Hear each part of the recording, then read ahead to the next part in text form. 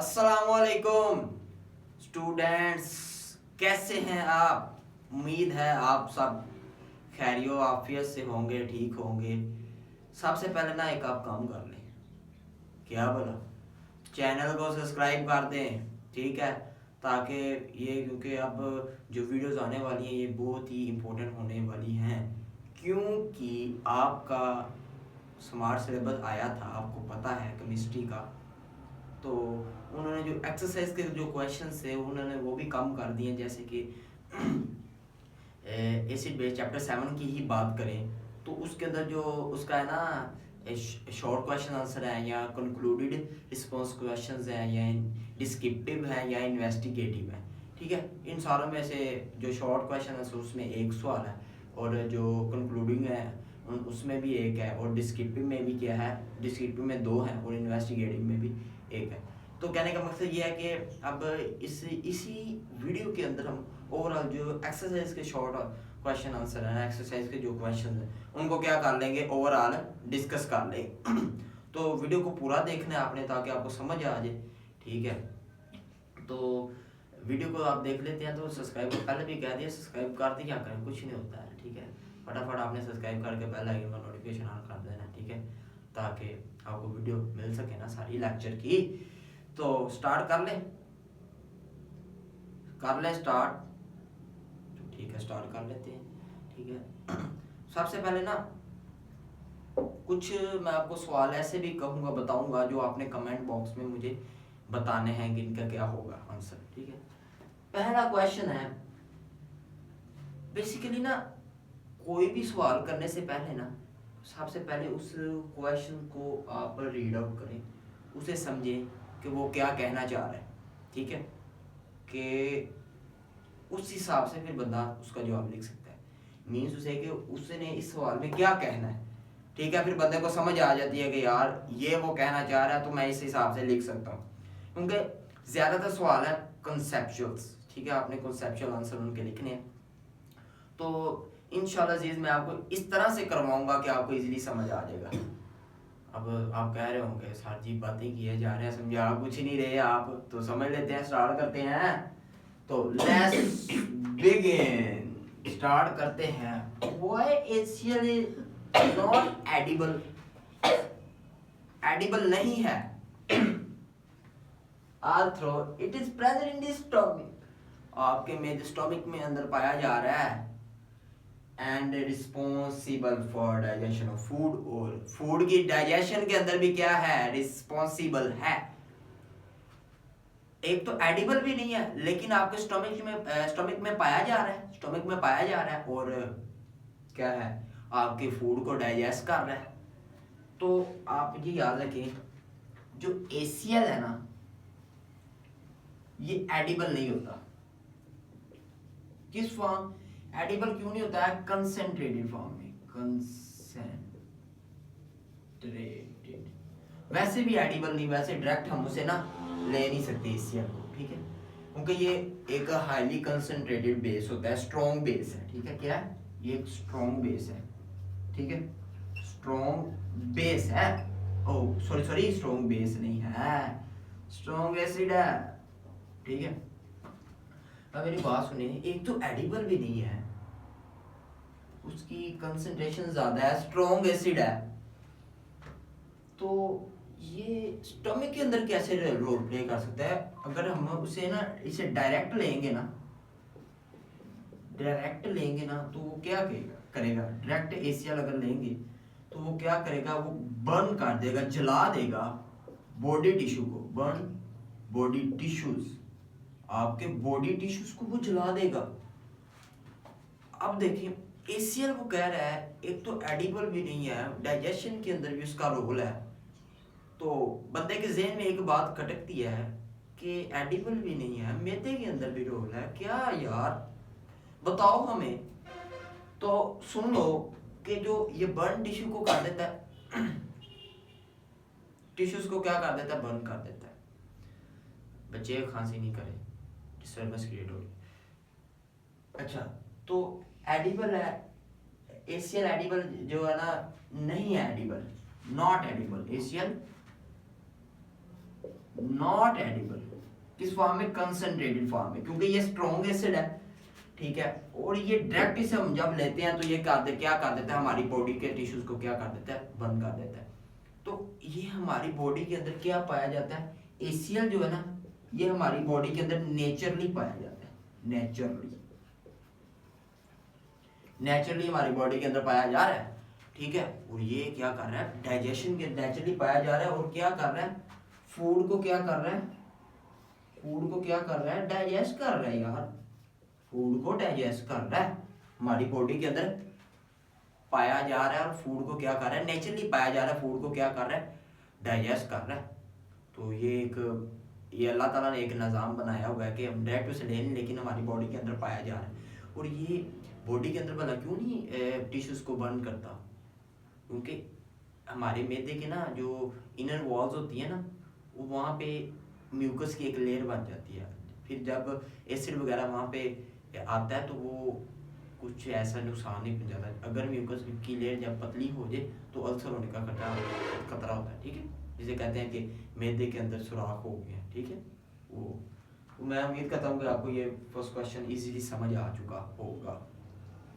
Next को करते हैं कंक्लूडेड रिस्पॉन्स क्वेश्चंस, ठीक है, 3 वाला कंक्लूडेड रिस्पॉन्स क्वेश्चन है, उसका जो क्वेश्चन नंबर 2 है ये आपके स्मार्ट सिलेबस के अंदर है, तो ये कर लेते हैं। इजीली आसान है, ऐसा इतना मुश्किल भी नहीं है। In the presence of drop of an acid water is known to ionized. अगर वाटर के अंदर एक ड्रॉप ऑफ एसिड ऐड कर दें तो क्या होता है, हमने पढ़ा था ना, वाटर की एम्फोटेरिक प्रॉपर्टी होती है ना, एसिड भी बिहेव कर रहा है, डिपेंड करता है कि किसके साथ वो रिएक्ट कर रहा है। अगर एसिड उसके अंदर ऐड करेंगे तो water as a base behave करेगा, ठीक है। तो वो कहता है कि आप अपने ओपिनियन के अंदर बताएं कि वाटर को एन एसिड भी है, दोनों प्रॉपर्टी है, उसे क्या नेम देना चाहिए। तो उसे हमें नेम देना चाहिए एम्फोटेरिक का, एम्फोटेरिक का नेम दे दे। वो कंपाउंड एम्फोटेरिक है विच सब्सटेंस क्या कहते हैं, that behave as an acid और अ बेस। एसिड भी बिहेव कर रहे हैं, बेस भी बिहेव कर रहे हैं। जैसे कि एक एग्जांपल के थ्रू समझ लेते हैं, जैसे कि ACL है, मार्कर थोड़ा सा चेंज ना कर लें, मार्कर चेंज कर लेते हैं। जैसे कि ACL है प्लस हम उसके साथ वाटर का रिएक्ट करवाते हैं तो क्या होता है, प्लस एक तो हाइड्रोनियम आयन बनेगा H3O प्लस क्या बनेगा, देखें तो क्या बनेगा Cl माइनस, प्लस आगे हम क्या करवाएं तो क्या बनेगा। अब बेसिकली हम अमोनिया के साथ रिएक्ट करवाते हैं वाटर का, ठीक है, अंडरस्टैंड। वाटर का रिएक्ट करवाएंगे तो क्या बनेगा, जस्ट क्या होगा क्योंकि अब ये बेस है तो ये एसिड बिहेव कर रहा है, तो एसिड से एसिड का क्या काम होता है, डोनेट करना, तो बेस का एक्सेप्ट करना, बेस एक्सेप्ट करेगी एक प्रोटॉन को, यहाँ पे अमोनियम आयन बन जाएगा प्लस OH माइनस, ये कॉन्जुगेटेड एसिड बन गया, ये कॉन्जुगेटेड बेस।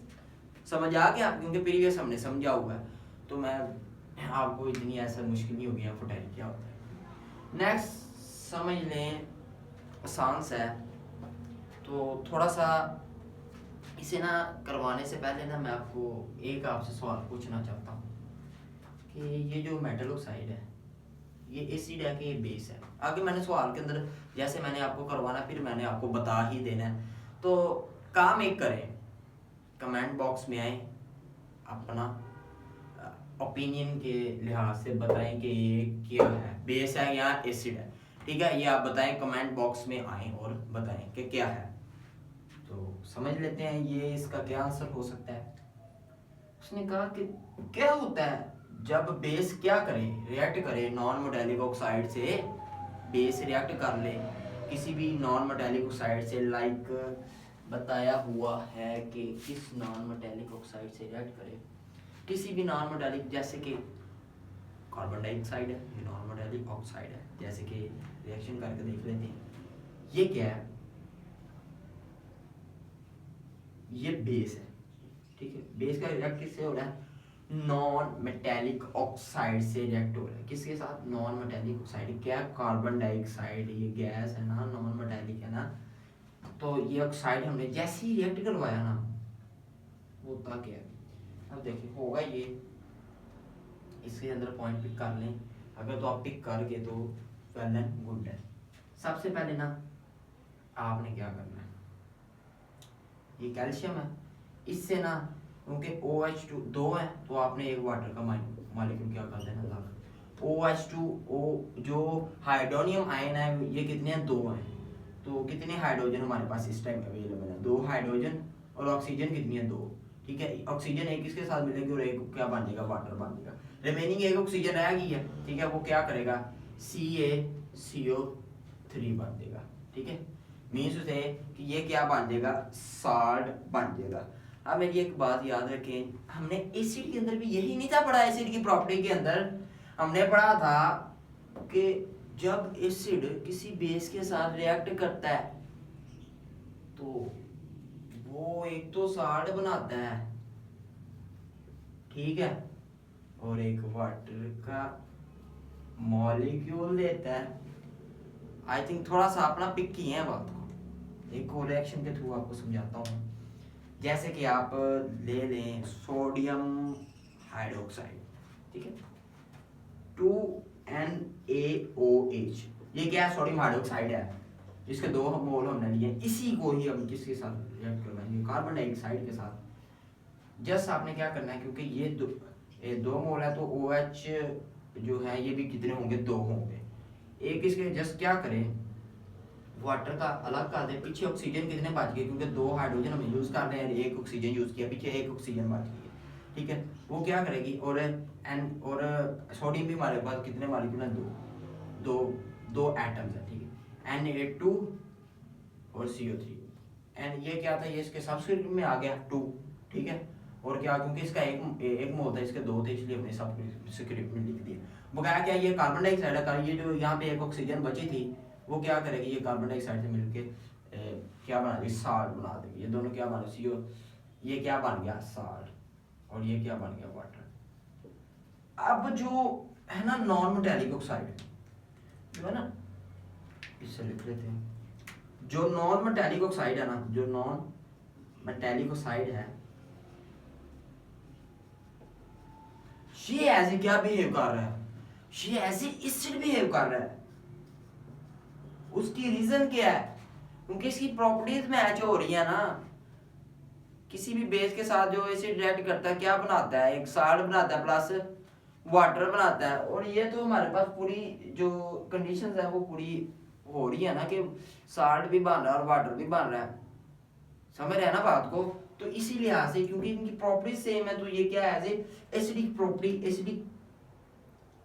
एसिडिक प्रॉपर्टीज क्या करेगा, शो करेगा, एसिडिक प्रॉपर्टीज। उम्मीद करता हूँ कि आप इस पॉइंट को हल्का फुल्का पिक कर गए होंगे, क्योंकि ये आपका इम्पोर्टेंट क्वेश्चन है, ये इम्पोर्टेंट है क्वेश्चन, ठीक है। तो इसे आपने अच्छे तरीके से करना है, क्योंकि ये अक्सर ना ये लॉन्ग क्वेश्चन के अंदर भी आ सकता है, ठीक है। ये वो हो सकता है जी, रिएक्शन करके बताएं बेस के साथ क्या बनता है, और फिर बताएं जी कि एसिडिक प्रॉपर्टी क्यों शो कर रहा है। तो ये चीज़ें वो पूछ सकता है एग्जामिनर जो है ना, उसके दिमाग का कोई पता नहीं होता, वो कहीं से भी डाल सकता है। लेकिन जो एक्सरसाइज के क्वेश्चन है ना, वहाँ से वो ज़्यादा प्रेफरेबल करता है, क्योंकि देखिए ना, आपको समझ होनी चाहिए कि जिसने ये न्यू बुक बनाई है, उसके अंदर उसने एक्सरसाइज तो इनफ दी हुई है, ठीक है, बहुत ज़्यादा एक्सरसाइज के सवाल दिए हुए हैं ना, तो ऐसा ही इतना ज़्यादातर पेपर एक्सरसाइज से ही आएगा। सो डोंट वरी, इतनी टेंशन लेने की बात नहीं है, आप हमारे साथ पढ़े ना, tension. State the reason of showing acidic character by both dry HCl gas and HCl solution in water। और वो कहता है कि वो रीजन बताएं कि जो एसिडिक करैक्टर है बहुत है HCl गैस का, HCl सॉल्यूशन का वाटर के अंदर। मींस है कि HCl गैस का क्या एसिडिक करैक्टर है, या HCl सॉल्यूशन का क्या एसिडिक करैक्टर है। अब मेरी एक बात याद रखनी है आपने कि जो ड्राई ACl है ना, ड्राई ACl गैस, ये एसिड नहीं होती, एसिड नहीं होती, क्योंकि इसके पास एसिड की क्या प्रॉपर्टी है, वो प्रोटॉन देता है और इसके फ्री हाइड्रोजन इसके पास नहीं होते। क्यों नहीं एसिडिक करैक्टर शो करता है? क्योंकि बिकॉज फ्री हाइड्रोजन नहीं होते, does not contain free hydrogen, free hydrogen नहीं होती, इसलिए वो एसिडिक है। अगर उसे वाटर के अंदर मिक्स किया जाएगा तो फिर वो प्रोटॉन देगा, अगर वो प्रोटॉन देगा तो फिर वो क्या होगा, अपना एसिडिक कैरेक्टर शो करेगा। लेकिन जो ACl सॉल्यूशन है ना, ACl सॉल्यूशन, वो क्या करेगा, जैसे वाटर के अंदर क्या होगा, डिसोसिएट होगा, ठीक है, और क्या बनाएगा, एक H+ और एक Cl-, ठीक है। इसका मतलब ये हुआ कि ये फुली डिसोसिएट हो गया वाटर के अंदर। एसिड वही होता है ना जो फुली क्या हो गया, डिसोसिएट हो गया वाटर के अंदर, उसने क्या दिया, प्रोटॉन दिया, ठीक है, क्योंकि इसके पास क्या थे, contain free hydrogens, that's all. यही रीजन है कि ड्राई ACl गैस के अंदर फ्री हाइड्रोजन नहीं होते, क्योंकि एसिड की प्रॉपर्टी ये है कि वो प्रोटॉन देता है, ठीक है, प्रोटॉन डोनेट करता है और बेस एक्सेप्ट करता है। और ACl के अंदर क्या होता है, ACl सॉल्यूशन के अंदर क्या होता है, वो इजीली क्या करता है, उसके पास ACl के पास फ्री हाइड्रोजन्स होते हैं, तो वो क्या शो करता है, एसिडिक कैरेक्टर शो करता है। सो ये क्या करता है, एसिडिक कैरेक्टर क्या करता है, शो करता है, ठीक है। लास्ट क्वेश्चन आपका है, बहुत ही इंपॉर्टेंट क्वेश्चन है, इन्वेस्टिगेटिव क्वेश्चन है। Acid play a significant role within human body. Comment. अब वो कहता है कि बताएं कि एसिड एक बहुत ही इम्पोर्टेंट रोल प्ले कर रहा है ह्यूमन बॉडी के अंदर, तो बताएं कि क्या क्या इम्पोर्टेंट रोल प्ले कर रहा है। खाली यही बता रहे हैं सिग्निफिकेंट रोल है, पता ही नहीं है क्या कर रहा है, तो बता दो, बता देते हैं। डाइजेशन, डाइजेशन जैसे ही आपने वर्ड सुना तो आपके जहन में एक व्यू बन गया, किसका, ACl का, जहन में फौरन आ गया ACl डाइजेशन के अंदर इसका रोल है, ये तो रैप हो गया। ACl का डाइजेशन के अंदर रोल है, किसका, ACl का, ठीक है। ACl का किसके अंदर रोल है, डाइजेशन के अंदर रोल है। सेकेंडली ये ना एंजाइम है पेप्सिन, एक एंजाइम है, ये क्या करता है, एक्टिव करता है, एक्टिवेट पेप्सिन, ठीक है। मीन्स होता है कि ये इनएक्टिव फॉर्म में अंदर होता है, तो ये पेप्सिन को क्या करता है, एक्टिवेट करता है। तो एक ये तो पेप्सिन का काम क्या है, ये डाइजेशन है, ये भी ब्रेक डाउन करता है, ये आगे ये क्या करता है, पैथोजन को भी किल करता है, किल पैथोजन, ठीक है, ठीक है। आगे सेलुलर रेस्पिरेशन, सेलुलर रेस्पिरेशन कैसे भाई, carbonic acid H2SO4, cellular respiration क्या, कार्बोनिक एसिड H2CO3। अब मैं आपको एक बात बता दूं, नहीं H2CO3 नहीं, हाँ ये अब मैं आपको एक बात बता दूं, बाद में ये अगर समझ लें आप ध्यान से, जो कार्बोनिक एसिड है ना, ये क्यों इम्पोर्टेंट सिग्निफिकेंट रोल प्ले करता है ह्यूमन बॉडी के अंदर, मैं आपको बताऊँ। ये असल में इसका काम भला क्या होता है, इसका काम होता है जो कार्बन डाइऑक्साइड है ना, उससे बॉडी से लंग्स की तरफ पहुंचाना, ताकि वो बाहर निकल सके, बॉडी से एक्सेल हो सके, ठीक है।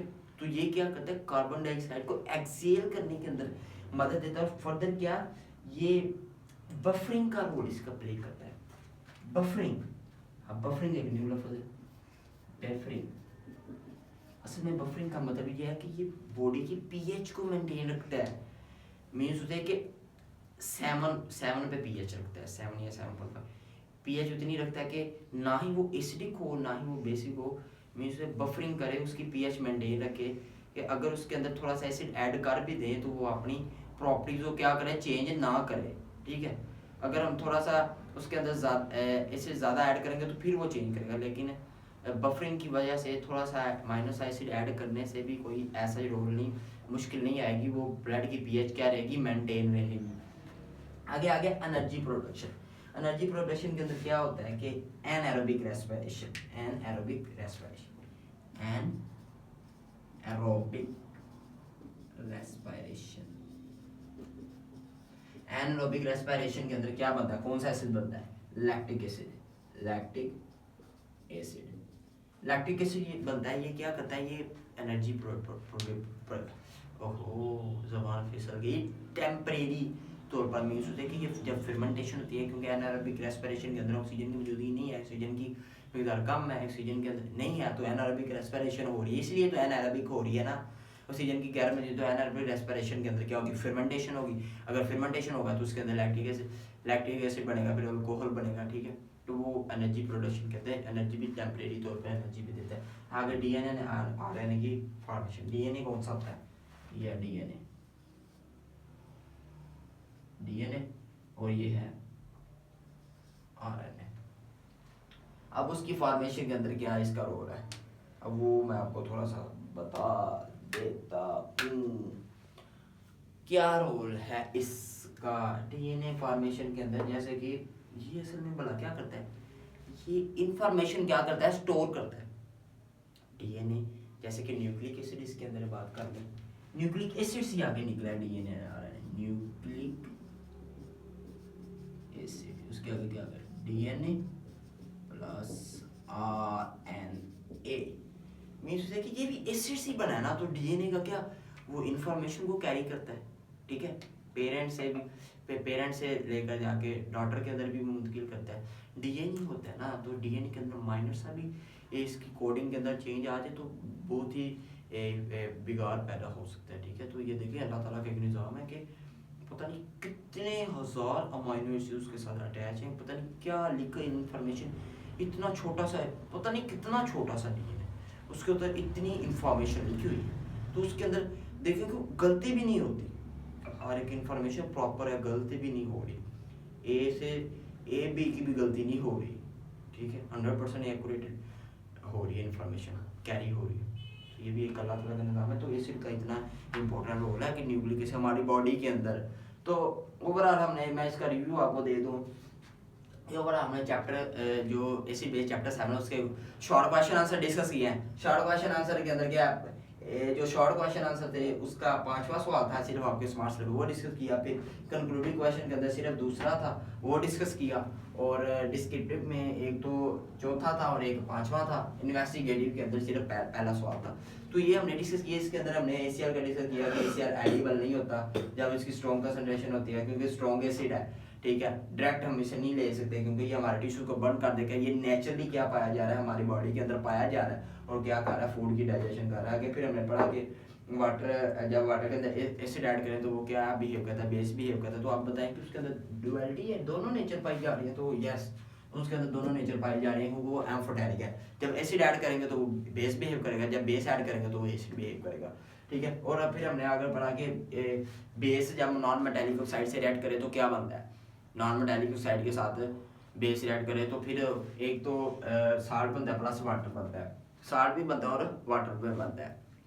तो ये जो प्रॉपर्टी ये शो कर रही है कि वो एसिड है, नॉन मेटालिक ऑक्साइड जो है वो एसिड है, as a acidic nature show कर रहा है, ठीक है, एसिडिक प्रॉपर्टी शो कर रहा है। फिर हमने पढ़ा कि ड्राई एशियल गैस जो है वो बताएंगे वो एसिड है या एशियल सोल्यूशन एसिड है। तो मेरी बात सुन रहे हैं कि जो ड्राई एशियल गैस है ये एसिड नहीं है, क्योंकि इसके अंदर फ्री हाइड्रोजन नहीं होते। जब उसे वाटर के अंदर ऐड करता है तो उसके अंदर फ्री हाइड्रोजन आ जाता है, तो फिर वो क्या बिहेव करता है, वो एसिड बिहेव करता है। और जब एशियल सोल्यूशन है उसके अंदर वो क्या करेगा, वो फुली डिसोसिएट होगा एशियल सोल्यूशन के अंदर, तो वो क्या करेगा, वो फ्री हाइड्रोजन देगा। इन्वेस्टिगेटिव क्वेश्चन के अंदर क्या है, बच्चे बैठ जाओ, कोई जल्दी नहीं है, थोड़ा सा रह गया, ठीक है। आगे फिर जो सिग्निफिकेंट रोल था digestion, cellular respiration, energy production and DNA RNA की जो फॉर्मेशन है। तो ओवरऑल आपको ओवरऑल समझ आ गया। बफरिंग का आप समझ लें एक बार, बफरिंग भला क्या होता है। ये आपका ब्लड है, ब्लड के अंदर बफरिंग सोल्यूशन होते हैं, वो क्या करते हैं, आपके ब्लड की पीएच को चेंज नहीं होने देते। देखिए अगर एक 7 पे है ना उसकी पीएच, ना ही वो एसिड है ना ही बेस है, न्यूट्रल है, 7 पे है, ठीक है।